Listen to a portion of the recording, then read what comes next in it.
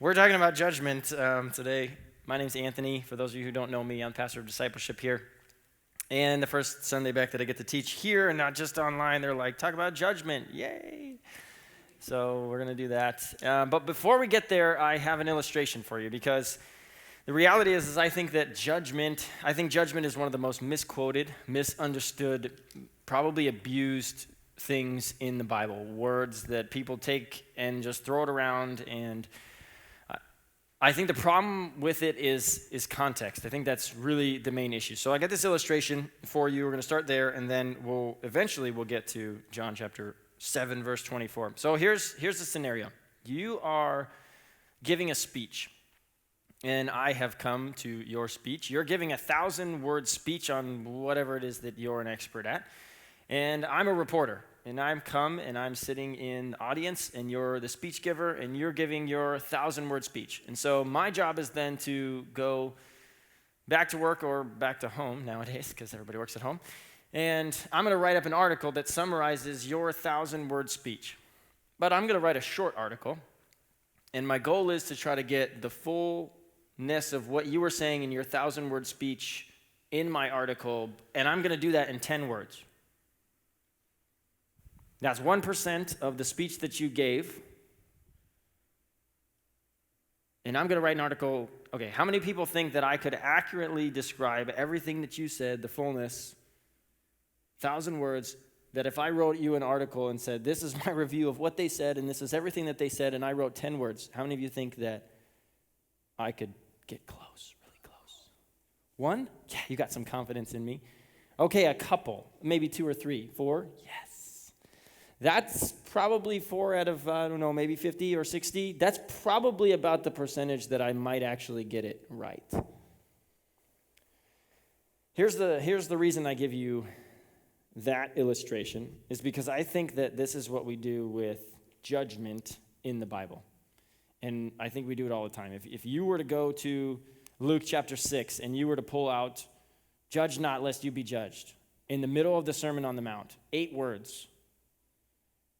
Of the Sermon on the Mount that's over 650 words, you would have pulled out just over 1% of what the Sermon on the Mount has to say about judgment. And people will pull it out, and they pull it out of the Bible, and they throw it around as if they know what it means or what Jesus actually meant when he said it in Luke chapter 6. But I think we do this all the time. Here's the illustration. The reason why I give you the illustration is because we're going to talk a lot of context today. Because the key to understanding judgment, I think, in the Bible is context. Who was saying what to who? Was this a parent talking to a child? Was this a king talking to a subject? Is this a spouse talking to another spouse? Is this a friend talking to another friend? What's happening with judgment in the context so that we can get it accurately? And then, if context is the key, here's the other reason I give this to you on the front end. Because I only have one verse to preach to you today. He gave me one verse, and it's on judgment. And I'm sitting there going, I got it. I could give them the one verse, and then we could just go on applying it, and maybe if I read the context and I gave it to you, you might be one of those 4 people who thought that I would actually accurately describe what you were talking about. And maybe you'd walk away thinking, okay, I know what judgment is in the Bible, but maybe you'd go back to John chapter 7, verse 24, and you'd be like, I have no idea what's going on. And you would take it and run with it, and it'd be a mess.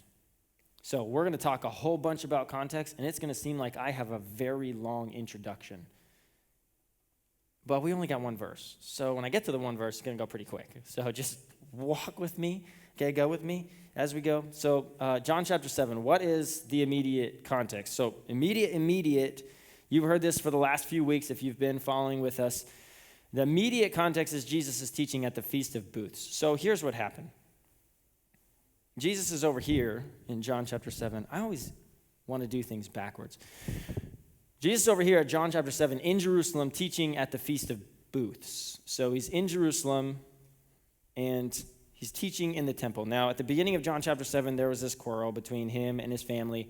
By the way, if you're looking at the sermon guide like Mike right now, you're like, Anthony, you're going out of order. What gives? It's because I made the sermon guide before and then changed my mind. So if you're following along in the sermon guide and you see something up there that's bold and underlined, go ahead and look for a blank for it, but it might not be in order. So have fun with that. Fancy sermon guide for you. Jesus teaching at the Feast of Booths, he doesn't go up originally because he's having this quarrel with his brothers, and he's like, you guys go up to the festival, I'm going to stay. Then he goes up about halfway through the festival, but he goes up in secret. But he doesn't go up in secret, stay in secret, and then leave in secret. He goes up in secret, and then he eventually starts teaching in the temple during the festival. Now, we're going to get to some of the teaching today, but then majority of the teaching is the rest of chapter 7 and chapter 8. So we'll get there as we go in the weeks going forward. Here's the immediate context, though, right before John chapter 7, verse 24, which we're going to read in a second.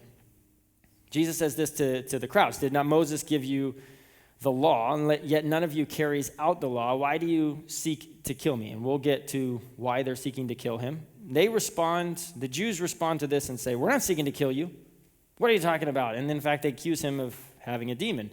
Never mind that at John chapter 7, verse 1, it says that Jesus wasn't going to Jerusalem because they were seeking to kill him. So they're just straight up and lying. No, you're wrong. We're not seeking to kill you. Or they are oblivious to what's actually going on around them. I don't know. Maybe we'll give them the benefit of the doubt. But Jesus says this to them, and then he says this in the verse before the verse we're going to look at today. If a man receives circumcision on the Sabbath, so the law of Moses will not be broken. Are you angry with me because I made an entire man well on the Sabbath? Okay, if you were here last week, you heard Fred take this verse and point you back to John chapter 5. So here's Jesus in John chapter 7 teaching at a festival in Jerusalem. But the last time that Jesus was at a festival in Jerusalem was in John chapter 5 when he healed a man who had been invalid for 30 years. And he healed him, then he told him to pick up his bed and walk. I think I did this with you guys way back. I don't even know how long ago. In John chapter 5. That's what he's referencing here in John chapter 7. I made a man well on the Sabbath, and you guys are trying to kill me. The context that Jesus is getting at when he's talking with the Jews here is that, number one, they don't understand the Sabbath. We'll get to that more later. But then, number two, they think that violating the law to kill an innocent man, Jesus, that's correct judgment. Jesus, we think you broke the law, so we want to kill you.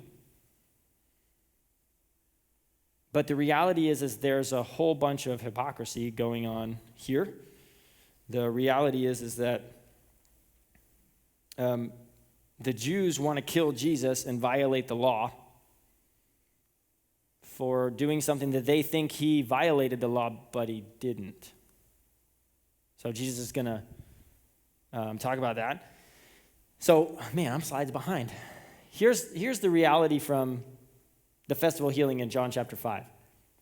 Jesus says this in summary, or John the Apostle says this in summary, in John 5:18. For this reason, therefore, the Jews were seeking all the more to kill him, because not only was he breaking the Sabbath, told this guy to pick up his bed and walk, but was also calling God his own Father, making himself equal to God. You may remember that Jesus said in John chapter 5, when they asked him, why did you tell this guy to pick up his bed and walk? He said, well, my Father's working until now, and so am I.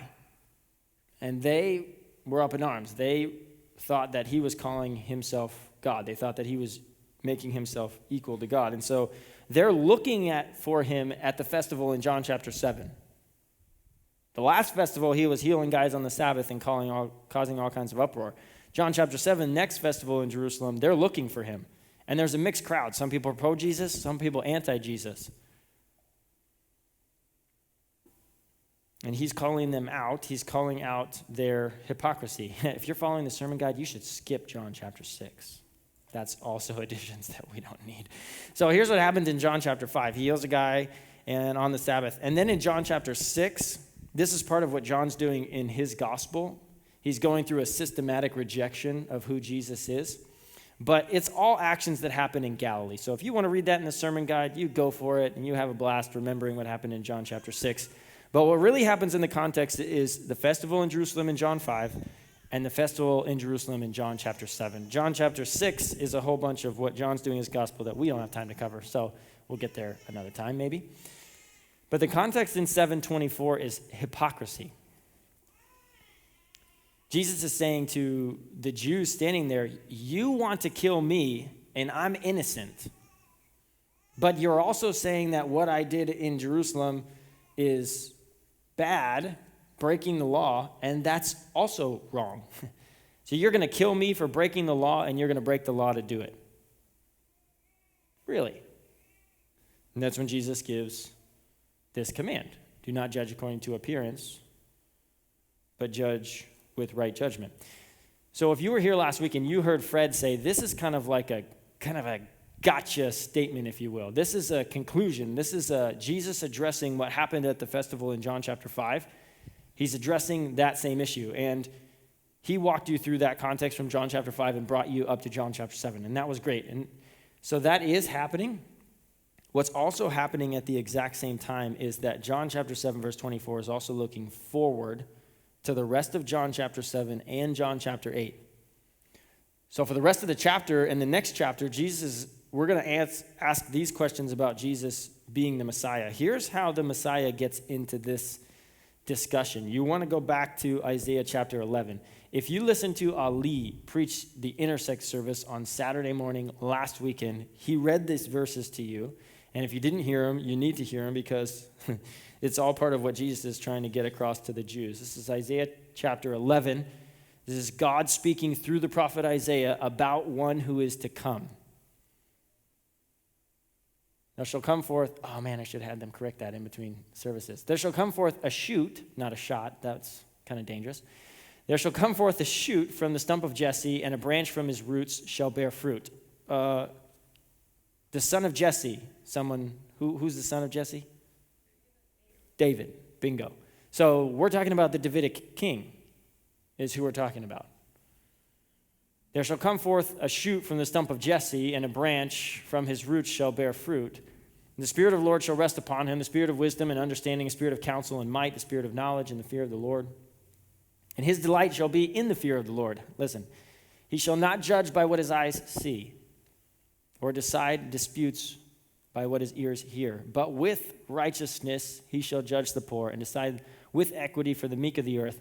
He shall strike with the earth the rod of his mouth, and with the breath of his lips he shall kill the wicked. So, righteousness shall be the belt of his waist, and faithfulness the belt of his loins. I always forget that verse. So when Jesus says to the Jews standing in the temple during this feast, judge not according to appearance, but judge with righteous judgment. He's asking them, are you the Messiah? Do you get to judge righteously? Are you the one who is to come, who is to be judging righteously? Or is it me? So it's kind of a challenge towards their hypocrisy. You are seeking to kill me in violation of the law because you think that's just. But I'm innocent. And I'm also the Messiah. But you're the one who's trying to act like the Messiah. And he calls out their hypocrisy. You're going to have to trust me on this next part for what's to come, because we're not going to talk about it until next weekend and the weekend after that. There's context after John 7:24, and it's answering these two questions. And we're going to talk about this next week. First question, where did Jesus come from? We're going to get to it next week. You can go read it if you want. Second question is this, where's Jesus going? Both of these questions are going to point you to, is Jesus the Messiah or is he not? Where did he come from? Where is he going? We'll talk about that the following 2 weeks. Okay, so look at it as a whole. Context before John 7:24 and the context after John 7:24. Context as a whole. Is Jesus the Messiah?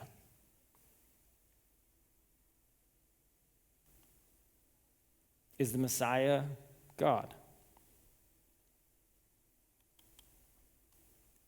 Last question, are our actions righteous? This is what he's asking.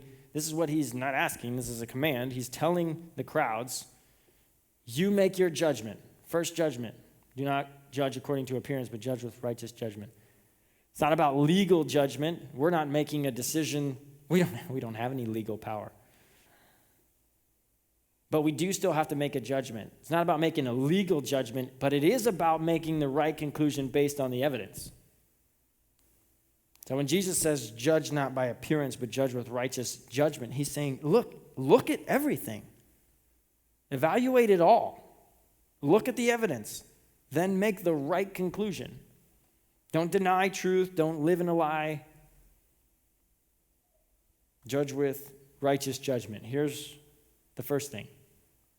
He's asking the crowds, he's telling the Jews, judge this, judge me with righteous judgment. Am I the Messiah? Am I not? We skipped the context in John chapter 6, but if you were to go back and read John chapter 6, John's building this case for Jesus being the greater Moses. So in Deuteronomy chapter 18, when God tells Moses, I'm going to send a prophet to the people of God in the likeness of Moses, the Jews believed that that prophet was going to be the Messiah. And so John goes to great lengths in John chapter 6 to show Jesus is the greater Moses, the prophet who was promised way back in Deuteronomy 18. Instead of Moses, who called down manna and quail in the wilderness, Jesus feeds 5,000 people with 5 barley loaves and 2 fish. Instead of Moses providing water for the people by hitting the rock and the water comes out, Jesus just up and walks on the water. Is Jesus the only path to life? Also in John chapter 6, Jesus says to the crowds in Galilee, if you don't eat of my flesh and drink of my blood, you have no life in you. Is he the only path? Because he seems to claim that he's the only path. Judge with righteous judgment. Second question, is the Messiah God? In John chapter 5, when Jesus said, my Father's working until now and so am I, they wanted to kill him because they believed he was blaspheming. They believed he was making himself equal to God, and that is a capital punishment if it's not true.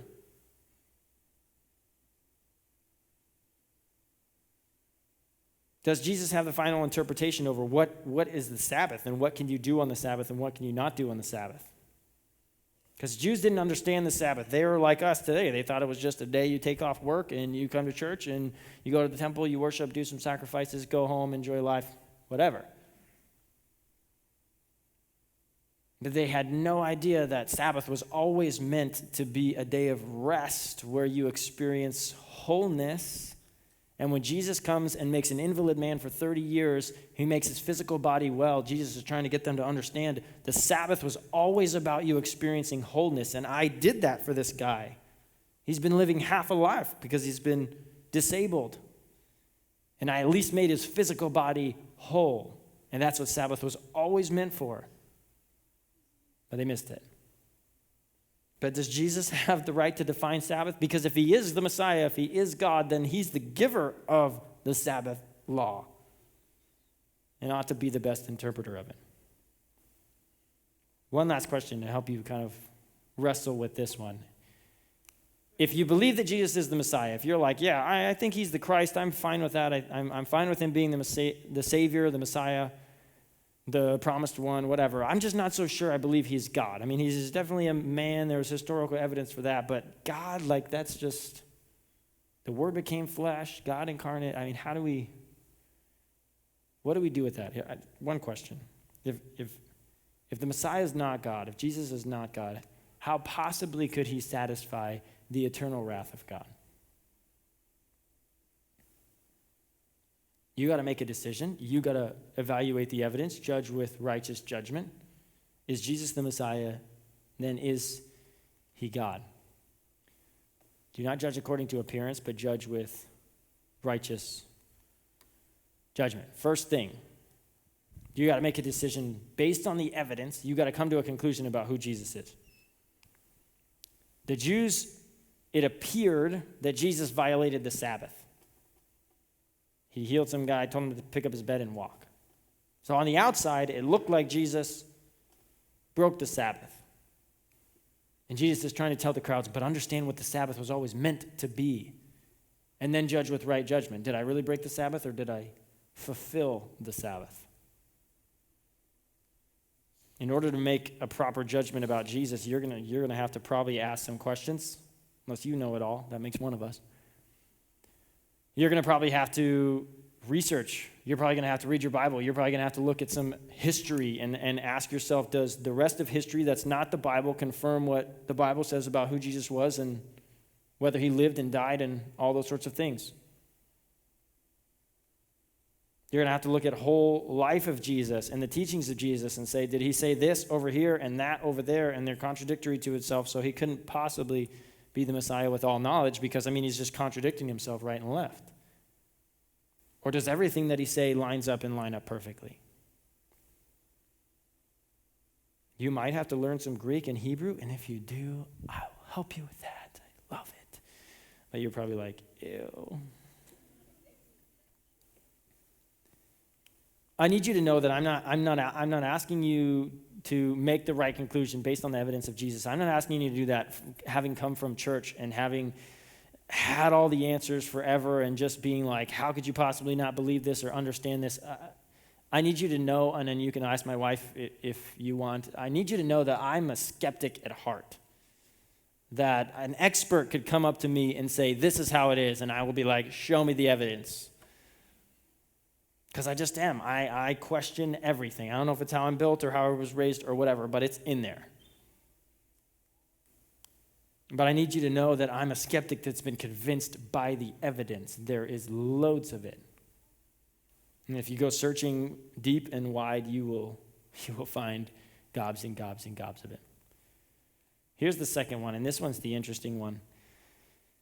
When Jesus says to the people in Jerusalem, don't judge according to appearance, but judge with righteous judgment. Remember the hypocrisy? Jesus is asking them to judge his actions with righteous judgment, but he's also turning them back at themselves and saying, judge your actions with righteous judgment. You're trying to kill me. I'm innocent. And there's people all over the world today that want to condemn Jesus. And we do it all the time by the way that we live.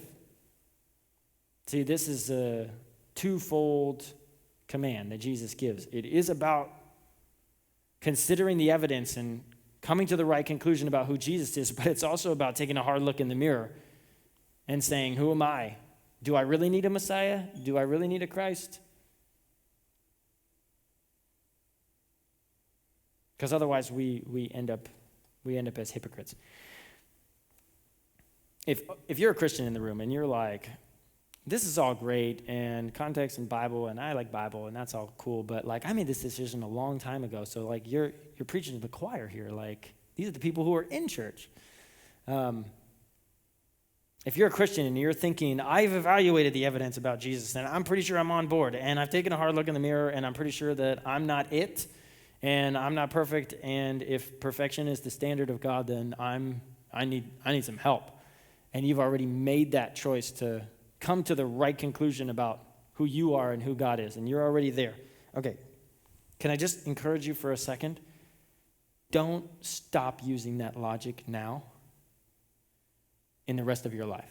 So you started off coming to the right conclusion based on the evidence of who you are about yourself. You started off making the right conclusion based on the evidence of who Jesus is, but then there's a lot of people that go around living life making poor conclusions based on skin color or how good a pastor looks.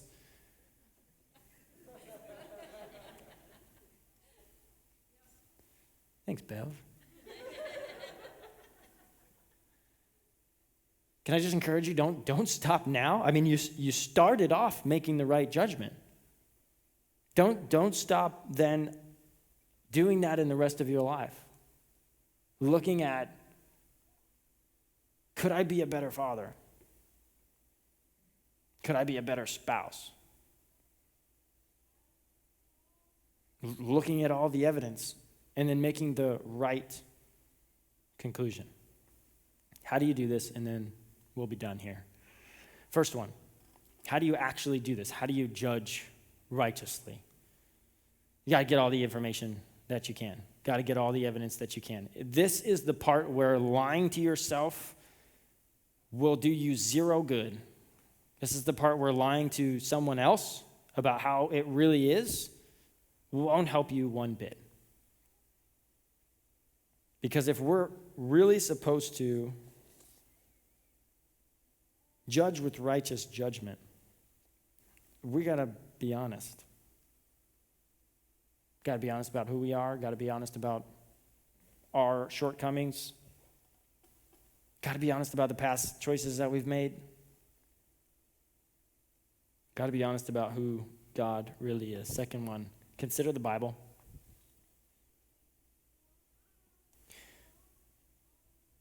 If this book is supposed to sustain us, it may not say the word transgender in it, but I guarantee you, if you read it and you think critically and you try to evaluate and you seek after God, He will give you principles for living. This book is thousands of years old. You think that we're experiencing something that the rest of the world for thousands of years has never experienced? No way. Last thing is to submit to the Spirit of God. Scott said it earlier when he prayed.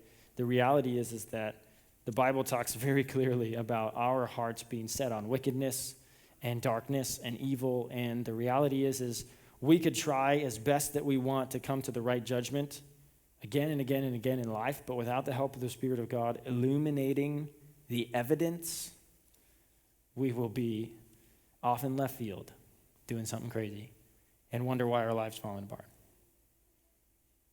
There has to be a moment where you lean into the Spirit of God. His knowledge is perfect. His understanding of who you are, this is the thing that blows me away. That God knows me better than I know me. I've said this to abuse survivors, people who've been traumatized in their life, because I don't know if you know anything about trauma or abuse, but when you have trauma and abuse in your life, your body literally shuts down, and so you lose memories. And so people who are trying to work through that in their life, they will look back and they'll say, I can't remember. And it's frustrating because I'm trying to work through this, I'm trying to walk through that, but it's so frustrating because I can't remember. And that's a defense mechanism of the brain. That's your body doing what it's supposed to be doing. But when you're trying to heal and work through those memories and you can't remember them, it's so frustrating. And yet it's so peaceful to know that God remembers that perfectly.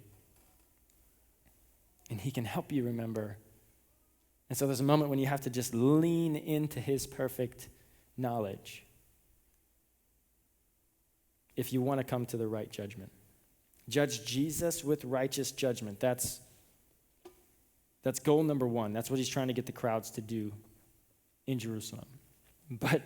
But beyond that, we got to turn inside and judge ourselves with the same right judgment, the standard of God. Pray with me.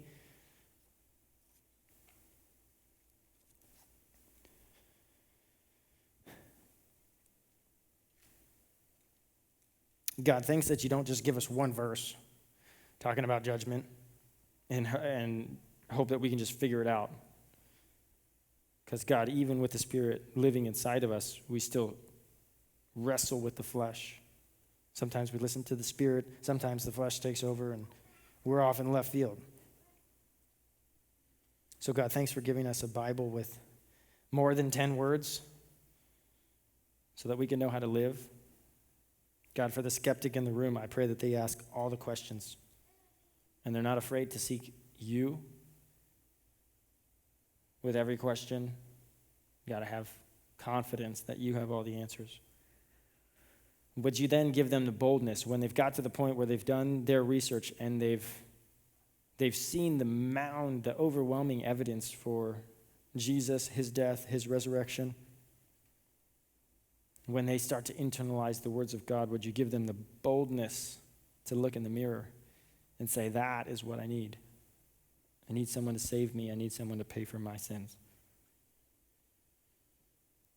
And God, for the rest of us who are trying to figure out how to live and make decisions and live righteously and follow your will and not disobey your law, God, would you Help us to evaluate life the best that we can and lean into you as often as we can. You would remind us and humble us, God, that we don't know everything. We need you. And that you can help us make decisions to heal, to love, to be at peace.